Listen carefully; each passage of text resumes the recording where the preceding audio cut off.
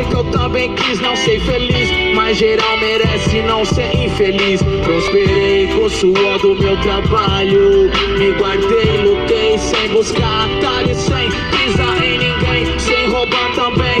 Então sei que hoje meu nome é foda e meu sobrenome é pra caralho. Deus olhou pra mim, disse assim: escuta neguinho, pega esse caderno, escreve em cada folha até o fim. Eu disse: Senhor, sou tão tímido, sinto mó pavor, só subi no palco, a perna congelou, mas